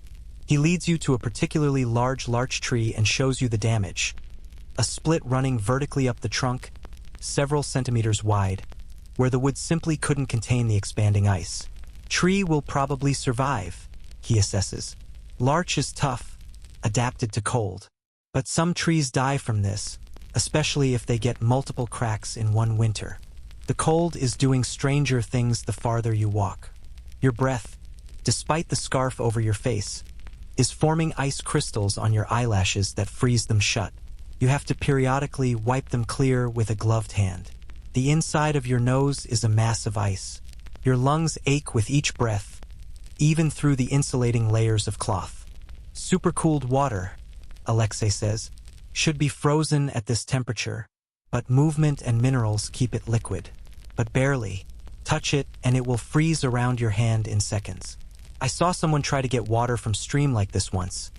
Stuck their water bottle in, bottle froze to stream, had to break it free, lost the bottle and almost lost fingers. Near the stream, you notice something even stranger. Ice crystals growing directly on the rocks, forming feather-like patterns, frost flowers that seem to bloom in fast motion. Hoar frost, Alexei identifies, forms when water vapor goes directly from gas to ice, skipping liquid phase entirely. Creates these structures. Each one is unique, like snowflakes but bigger, can grow several centimeters in single night. The patterns are mesmerizingly intricate, branches of ice splitting into smaller branches, each following some mathematical rule you don't understand, creating fractals of frozen water. You could stare at them for hours, except that staring at anything for hours in -73 degrees Celsius is a good way to become a frozen statue yourself. As you walk, you become aware of your own thermal signature. The diamond dust around you is denser near your body, condensing out of your breath and body heat. You're walking through your own personal fog, a cloud of ice crystals that marks you as a source of warmth in this frozen landscape. Animals can track you by this in extreme cold, Alexei mentions casually. Your heat signature is visible for 100 meters or more. Wolves, bears. They can follow the cloud of warm air you leave behind. There aren't many animals visible today, which makes sense. Anything with sense has found shelter and isn't moving. But you do spot a Arctic fox. Its winter coat so white it's almost invisible against the snow. It watches you from a distance, calculating whether you're threat or potential food source, then disappears with fluid grace. Fox will survive, Alexei says with certainty. They are built for this, can survive -70 degrees Celsius without shelter, just by curling up and using tail as insulation. Humans? We are tropical animals not designed for this at all. That we survive here is testament to tools and fire and stubbornness. Nothing more. On the way back to town, you pass an area where someone has poured water on the ground, perhaps emptying a basin or cleaning something. The water has frozen in mid-splash, creating a sculpture of ice that captures the exact moment of impact. Droplets are suspended in air, frozen solid before they could fall. Splash patterns are locked in place like a photograph rendered in ice. It's beautiful and unsettling. Time itself seems frozen here. Back in the village, Baba Vera is waiting with hot tea so strong it's almost syrup, and you drink it gratefully while sensation slowly returns to your extremities. Your face is marked with what Alexei calls cold kisses. Small patches of frostbite on your cheeks where the scarf didn't quite cover. Nothing serious, but they sting as they thaw. Today was minus 73 degrees Celsius, Baba Vera says, shaking her head. Close to record. Tomorrow, weather report says will be warmer. Only minus 65 degrees Celsius or so. But tonight, very dangerous. We must check on everyone in village. Make sure all stoves are working. All people are safe. She means it literally. As evening falls, you watch as a network of check-ins happens across the village. People calling on phones, walking to neighbors' houses, creating a map of who's okay and who might need help. Victor reports that one elderly couple's generator failed, and immediately a plan is formed. They'll move to their daughter's house for the night, and Victor will repair the generator in the morning. That night, you lie in bed listening to the forest crack and pop like a war zone. Crack, pause, crack, crack, another pause, crack, trees dying of cold, wood splitting, the very landscape fracturing under thermal stress. In the morning, Alexei tells you, the ground will be littered with branches that couldn't take the strain.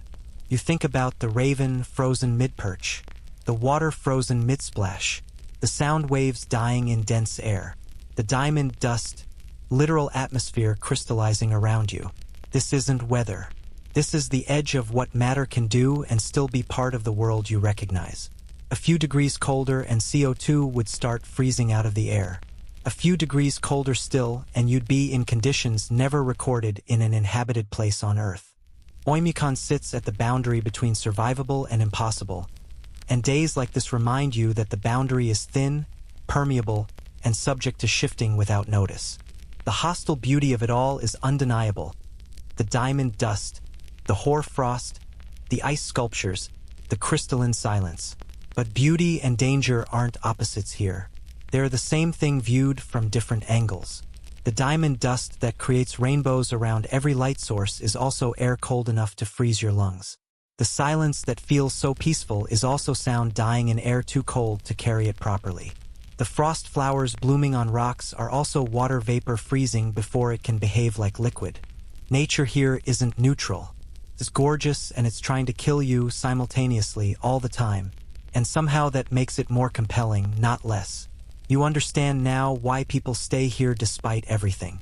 Because where else can you see the atmosphere itself crystallize into diamonds? Where else can you watch ice grow before your eyes? Hear forests scream in the cold? See your breath fall to the ground like snow? This is beauty at the edge of survival, and it's intoxicating in ways you never expected. Day 21 in Oymyakon, and you're beginning to understand what they mean when they talk about winter madness. The sun made a brief, disappointing appearance today, more of a suggestion of light along the southern horizon than actual daylight, and the sight of it filled you with an emotion so intense it took you a moment to identify it as grief. Grief for the sun, for warmth, for a world where stepping outside doesn't require 30 minutes of preparation and genuine risk assessment. You're not alone in this feeling. Over breakfast, horse meat again, you've stopped being surprised. Baba Vera mentions that her neighbor Ludmila has been having a difficult time. This is code, you've learned, for depression so severe she stopped maintaining basic routines. We take turns visiting, Baba Vera says matter-of-factly. Make sure she eats, make sure she keeps stove going, make sure she does not do anything foolish. Is common in deep winter. The dark gets inside people's heads. Seasonal affective disorder doesn't even begin to cover what happens to human psychology when you go months with only a few hours of twilight per day. Alexei explains it clinically, like he's describing a mechanical problem. Human brain needs sunlight to make certain chemicals, serotonin, others. Without sun, brain chemistry changes. People get sad, then angry, then nothing. Just flat. Some people adapt better than others. Some people, every winter is battle to stay sane. He's including himself in that, you realize. There's a flatness to his effect that wasn't there 2 weeks ago. A slowness to his responses. He still functions, still goes through his routines, but there's a dimness to him, like someone turned down his internal brightness control. You're feeling it too. The constant hunger has evolved into something else. A background anxiety that never quite goes away. a sense that something is wrong even when everything is objectively fine. Your sleep is erratic, vivid dreams mixing with reality in uncomfortable ways. You wake up convinced you've been outside for hours, only to find you're still wrapped in furs in your warm room. Time feels distorted, compressed, and expanded simultaneously. This is why we have routines. Baba Vera tells you when you mention the sleep disturbances. Wake same time every day. Eat same times. Do same tasks. Routine is anchor when brain wants to drift. Without routine, people lose track of days, stop taking care of themselves, slide into depression. She shows you her daily schedule, written in careful Cyrillic on a piece of paper tacked to the kitchen wall. 6 a.m. wake, 7 a.m. breakfast, 8 a.m. check neighbors, 10 a.m. household tasks, noon meal preparation, 1 p.m. rest, 3 p.m. visiting or receiving visitors, 6 p.m. dinner, 8 p.m. handwork, knitting, sewing, 10 p.m. bed. It's rigid, almost military in its precision, and she follows it with the discipline of someone who knows what happens if she doesn't. In 2012, man in Tomtor lost his wife in autumn, she tells you. By January, he had stopped following routine, stopped cooking regular meals, stopped cleaning house, stopped checking in with neighbors. We found him in February, dead in bed, stove gone cold, body frozen. Had been dead maybe 3 days. Could have been saved if he had maintained routine, if neighbors had noticed sooner. Now we are more vigilant. The psychological toll of the environment is something you hadn't fully appreciated before arriving. You'd thought about the physical challenges, the cold, the hunger, the darkness, but the mental strain is at least as difficult. Your brain is being starved of inputs it needs. Full-spectrum light, varied visual stimulation, normal social rhythms, temperature variation, even just the ability to step outside without elaborate preparation. Victor stops by with a bottle of something homemade that he swears is medicinal, and the conversation turns to cabin fever and its various manifestations. Some people get aggressive, he says, pick fights over nothing. Last winter, 2 men almost killed each other over argument about whose turn it was to refuel community generator. Not the generator, the turn. Over scheduling. Had to physically separate them. Others become withdrawn, retreating into themselves until they barely communicate. Still others develop obsessive behaviors. One woman apparently spent an entire winter organizing and reorganizing her kitchen cupboards, sometimes multiple times per day. Was harmless, Victor shrugs, but also was signs she was not coping well. We made sure she got out more, socialized, broke the obsessive cycle. The isolation affects everyone differently, but it affects everyone. Even people who've lived here their entire lives struggle with the psychological weight of winter. There are support systems, the regular visiting, the community gatherings, the collective activities, but they're imperfect defenses against an enemy that's inside your own head. Alexei takes you to visit Ludmila, the neighbor Baba Vera mentioned. Her house is noticeably colder than it should be.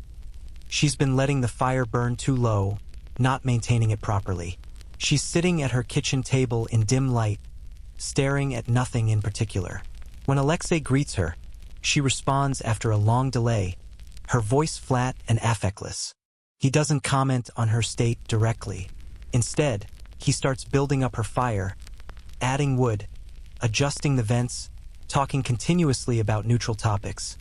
The weather, village gossip, plans for the upcoming winter festival. You watch as he essentially performs her routine for her, checking the stove, tidying the kitchen, making tea. Ludmila watches him work with little interest, but she drinks the tea when he puts it in front of her. This happens to you every January, Alexei says gently. Every year around this time you get stuck, and every year we help you get unstuck. Tomorrow Baba Vera will come. Day after, my mother will visit. We take turns. By February you will feel better, you always do. But for now, we help you maintain routine until your brain chemistry fixes itself. It's matter of fact, practical, deeply kind. There's no judgment, no suggestion that Ludmila should just cheer up or try harder. Just acknowledgement that this is a known problem with a known solution. Time, routine, social contact, and making it through to the other side. Walking back through the dark afternoon, It's 2 p.m., but you'd never know it. Alexei talks about his own struggles. When I was younger, maybe 25, I thought I was immune. Thought winter depression was for weak people, not for someone like me who grew up here.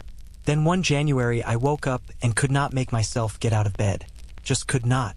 Lay there for hours, knowing I should move, unable to. My grandmother found me, dragged me up, made me go through routine. For 3 weeks, she physically supervised me. Wake up, get dressed, eat breakfast, do tasks. Like I was child again. He's quiet for a moment, remembering. Was humiliating. Was also life-saving. Without her, I would have slid into same place Ludmila is now. Maybe worse. Some people don't come back from that slide. Every winter, someone in Saka region commits suicide. The dark gets them. The isolation. The cold. Everything. The suicide rate in extreme northern communities is something people here talk about with the same resigned acceptance they bring to frostbite and vehicle breakdowns. It's a known hazard of the environment, managed but never eliminated.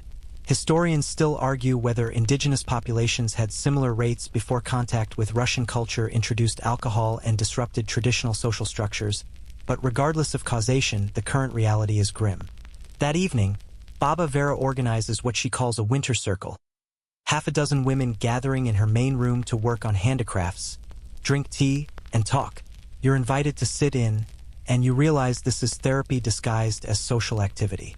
The conversation ranges from mundane, whose cow is pregnant, to profound, whether life is harder now than in their grandmother's time, to dark, sharing symptoms of depression with the clinical detachment of people comparing notes on a chronic illness. The worst for me is the anger. One woman, Svetlana, says while knitting a sock of terrifying complexity, I become angry at everything. My husband breathes too loud. My daughter asks too many questions. The wind makes wrong sound. I know is irrational but cannot stop. Just angry all the time. Others nod in recognition. Another woman, Natasha, describes her experience. I get the nothing feeling. Not sad, not angry. Just nothing. Like all emotions have been turned off. Can still function, do tasks, but feel like robot going through motions. Very disturbing. Baba Vera contributes her own experience. For me is the doubt. I start questioning everything. Why do we live here? Why not move south? What is point of enduring this? Even though I know answers, have lived here 70 years, still the doubt creeps in. Have to fight it every day. You share your own observations, the sleep disturbances, the anxiety, the time distortion, and they accept this as normal, expected. You are doing well, Svetlana assures you. Some visitors become completely unhinged after 2 weeks. Start seeing things, hearing things. Winter psychosis. Had one researcher from Moscow who was convinced we were keeping him prisoner, that the village was conspiracy to trap people. Had to evacuate him to Yakutsk. The handwork they're doing serves multiple purposes, you realize. It occupies hands and eyes, creating something tangible when the world outside is darkness and cold. It provides measurable progress. You can see the sock growing, the scarf lengthening, proof that time is passing even when it doesn't feel like it. And it creates social obligation. You commit to finishing a project, which means you have to keep showing up to winter circles, which means you maintain social contact, which keeps the isolation from becoming total. The psychological adaptations here are as sophisticated as the physical ones. The rigid routines, the enforced social contact, the productive busy work, the collective acknowledgement of mental health struggles, the buddy system for people showing signs of crisis. All of it is designed to keep human minds functional in conditions they were never evolved to handle. But it's imperfect. People still suffer, still struggle, still sometimes lose the battle against the darkness and the cold and the relentless pressure of existing somewhere fundamentally hostile to human psychology. The best the community can do is catch people when they fall, hold them up until they can stand again, and hope that spring comes before the damage becomes permanent. That night, lying in your fur cocoon, you understand Ludmila's flat stare in a way you didn't before. You can feel it at the edges of your own mind, the temptation to just stop. Stop maintaining the elaborate routines. Stop forcing yourself through the exhausting rituals of survival. Stop fighting. The cold and dark offer a kind of peace, if you're willing to surrender to them. But you also understand now why people here are so aggressively social, so insistent on routine, so vigilant about checking on each other. They're building psychological infrastructure as essential as the triple-paned windows and insulated walls. They're creating external structures to support internal resilience when that resilience inevitably wavers. The winter gets inside your head. That's just physics. Deprive the human brain of necessary inputs long enough and it will malfunction. The survival strategy isn't to prevent this impossible, but to build systems that catch you when it happens, hold you together until the chemistry rebalances, and get you through to the other side. You fall asleep counting days until spring, still months away, and trying very hard not to think about how long that feels. Day 37 in Oymyakon, and something impossible is happening. The temperature is rising.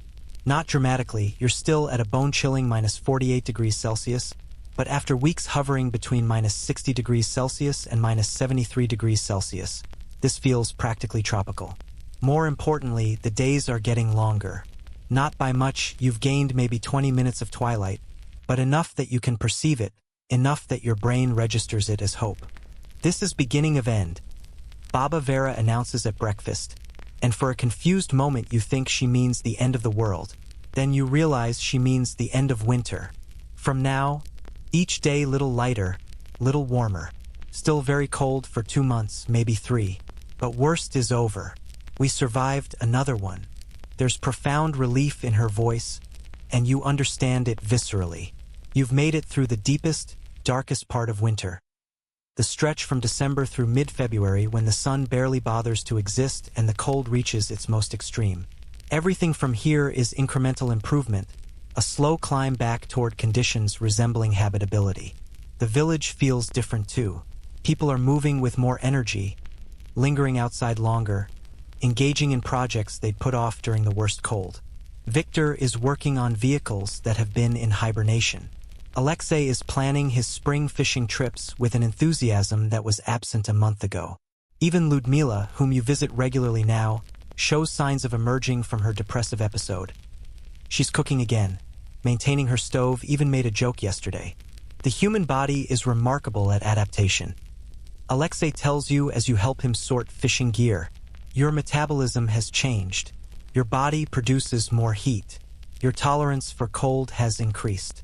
You probably don't even realize it, but you are a different person physically than when you arrived. He's right. You've stopped shivering constantly. The cold still penetrates, still demands respect, but it doesn't feel as immediately dangerous as it did those first weeks. Your body has made whatever adjustments it can, increasing brown fat deposits, improving circulation to extremities, adjusting your metabolism to burn calories more efficiently.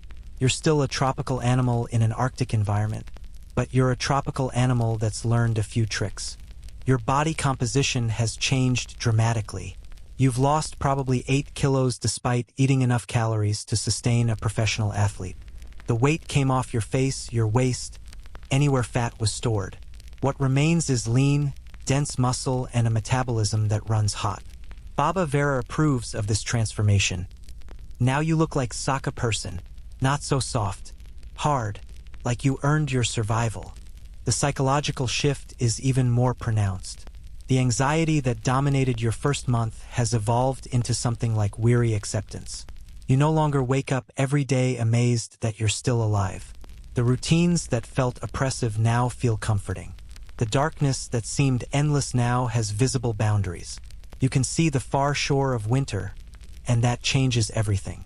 The village begins preparing for Yakutia, the traditional Saka New Year festival celebrating the return of the sun. It won't happen until June, when there's actual sunlight to celebrate, but planning starts now. Gives us something to look forward to, Natasha explains while working on traditional costumes at a winter circle. Dark winter is easier when you know that summer festival is coming. When you can imagine warm sun, green grass, kumis flowing, dancing until dawn in actual daylight. The anticipation itself serves a function. It creates a narrative arc where winter has an end point, a goal to work toward. Without that, the months of cold and dark would feel infinite, purposeless. But knowing that Yakutia is coming, That there will be celebration and sunlight and the complete opposite of current conditions makes the endurance meaningful. You help Alexei with what he calls spring preparation, even though spring is still months away and the current temperature is minus 50 degrees Celsius. This involves checking equipment that's been in storage, planning summer hunting and fishing trips, inventorying supplies that will need to be restocked once the road to Yakutsk is reliably passable. We start thinking about summer in February, he explains. By March, we are actively planning. By April, we are obsessed. Keeps the mind forward-focused, prevents dwelling on how much winter remains. One morning, something extraordinary happens. You wake up to actual sunlight. Not much. A pale, watery light that barely illuminates the room. But real, honest sunlight streaming through your window for the first time in weeks. You lie there staring at it, feeling emotions you can't quite name. The light looks thin, exhausted, like it barely had the strength to crawl above the horizon. But it's there. The sun has returned. At breakfast, everyone is brighter, more animated. The sunlight, however feeble, triggers something deep in human neurology. Serotonin production increases, circadian rhythms start to normalize. The fog of seasonal depression begins to lift. It's not instantaneous, but it's noticeable. People smile more readily. Conversations have more energy. The flatness that characterized January interactions is gradually dissipating. First good sun day, we have tradition, Baba Vera announces. We go outside, stand in sunlight, turn faces up like flowers. Sounds silly but is important. Reminds our bodies that sun exists, that warmth is real thing, not just memory. She's not kidding.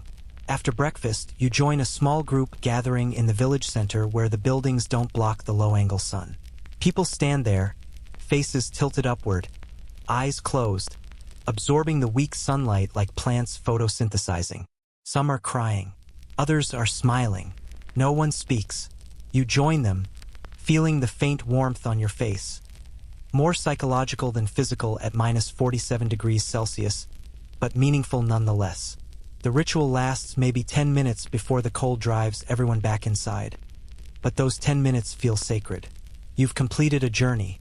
Through the darkest part of the year, through cold that tested the limits of human endurance, through psychological trials that broke some people and bent everyone else.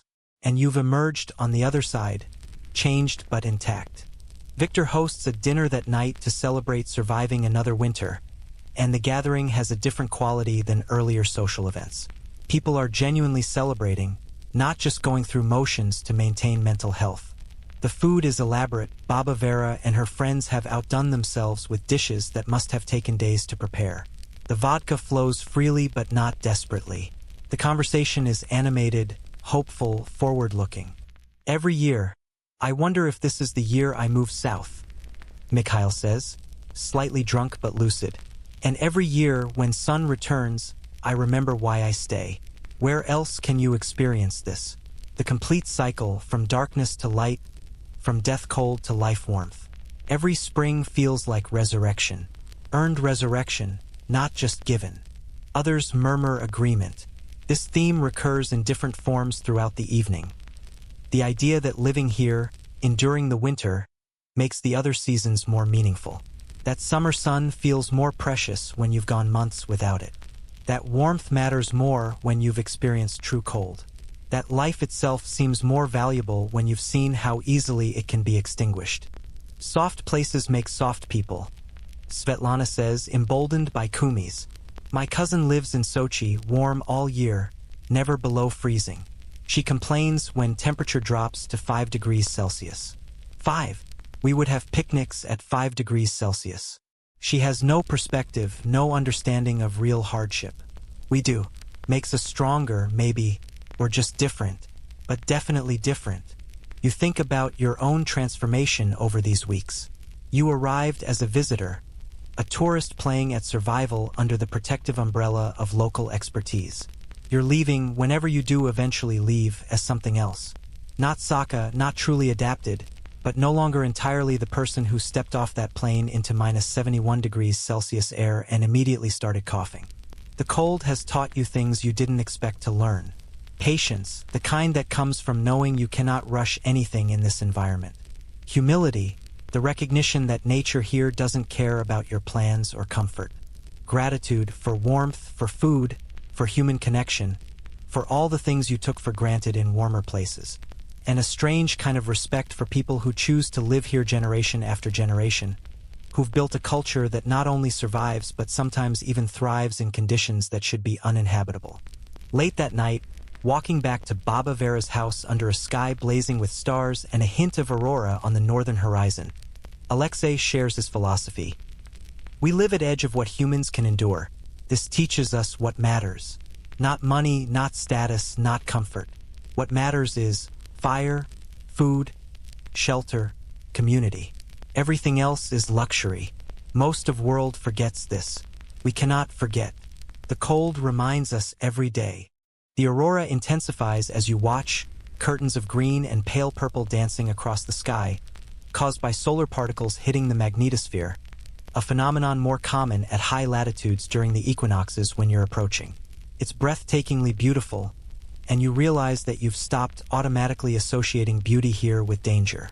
Sometimes beauty is just beauty, even at minus 46 degrees Celsius. Over the following weeks, the changes accelerate. Each day brings noticeably more light.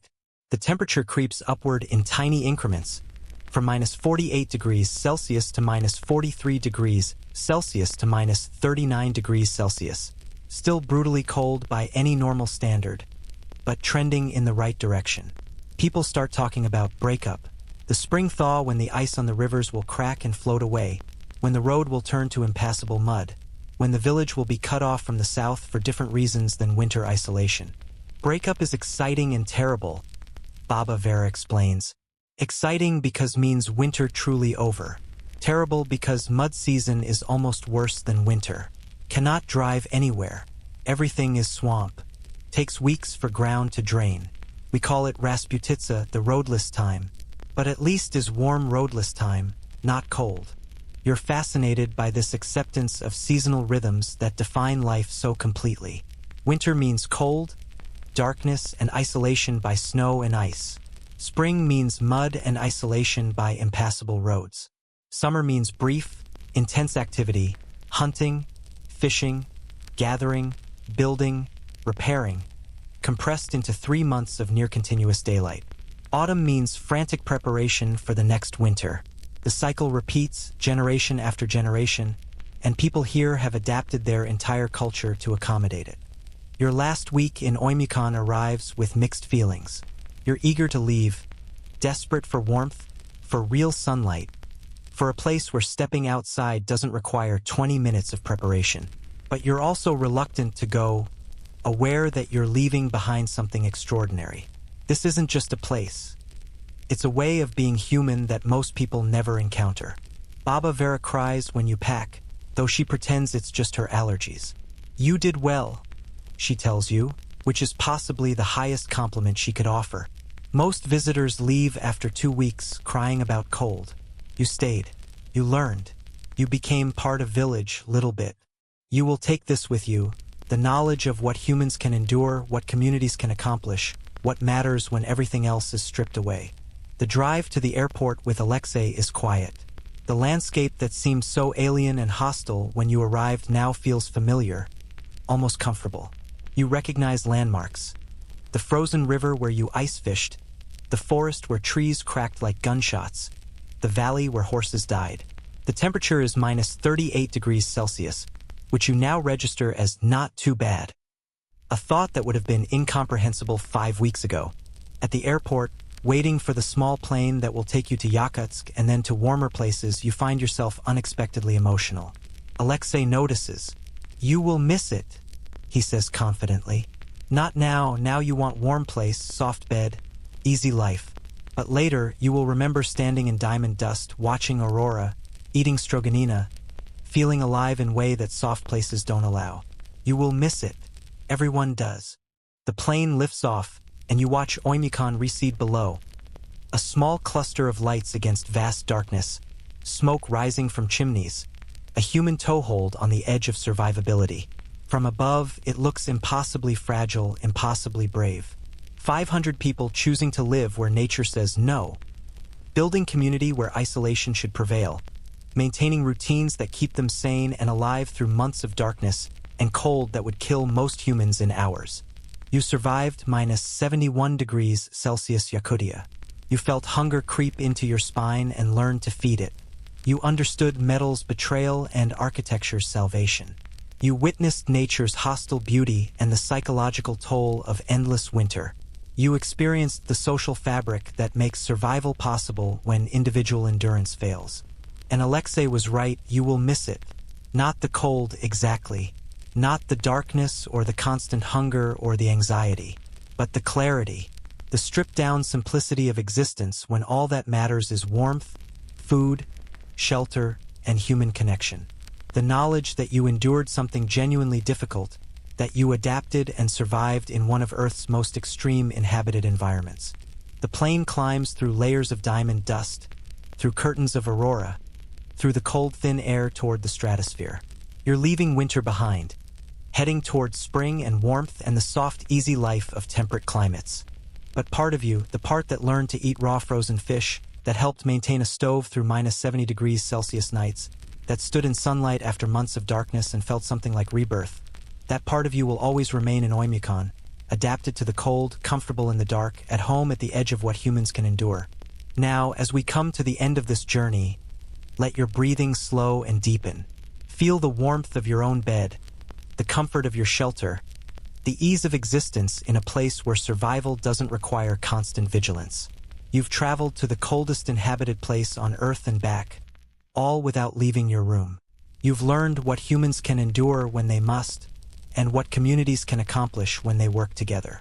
The cold of Yakutia continues, eternal and patient, waiting for the next winter, the next test, the next person brave or foolish enough to measure themselves against it. But you're safe now, warm, relaxed. The story is complete. The journey is over. Let the images fade. The diamond dust, the frozen ravens, the smoke rising from chimneys, the faces of people who chose to live where others dare not visit. Let them blur into dreams as sleep takes you gently, peacefully, into whatever adventures tomorrow might bring.